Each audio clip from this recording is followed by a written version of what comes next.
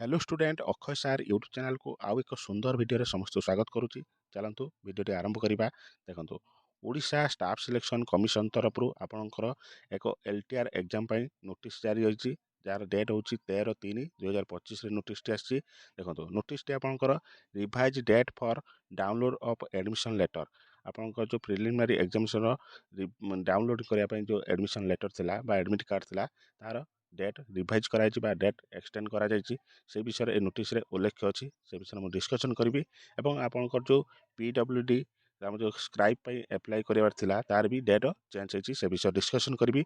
Video को last जाए देखूँ सब डेट आपण मैंने पाइपर। देखो फास्ट LTR एग्जाम आपणकर केबे थिला 23 मार्च 2025 आपणकर हबार अच्छी भल भाव मन रखु।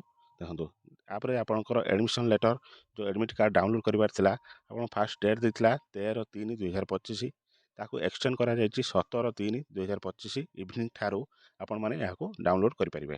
ये फास्ट पॉइंट। सेकेंड आपंकर जो ऑनलाइन माध्यम जो PWD कैंडिडेट स्क्राइब जो आपंकर ईमेल जो एप्लिकेशन पठेबार थिला तार डेट थिला 17 तारीख थिला ताकू एक्सटेंड करा 19 तारीख करा 19 मार्च 2025 सुधा आपको ईमेल माध्यम आपको जो आपंकर वेबसाइट रहा osc.od@nic.in मैंने आपंकर ईमेल PWD मैंने आपको पठे पारे।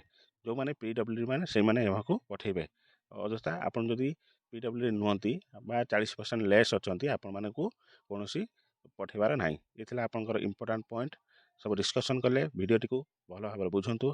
देखो आपण मानकर 17/3 इवनिंग ठारू आपण माने आर एडमिशन लेटर डाउनलोड करेंगे।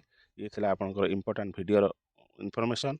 वीडियो केमती लगिला कमेंट में जनातु एवं भल लगिले सांग सहित शेयर करी वीडियो को लाइक करूँ और यही सुंदर सुंदर वीडियो देखापी चैनल को सब्सक्राइब कर रखुँ और पाखर दिबा नोटिफिकेशन बटन को ऑन रखुँ। चलतु देखा नेक्स्ट वीडियो से पर्यटन विदाय दिंतु।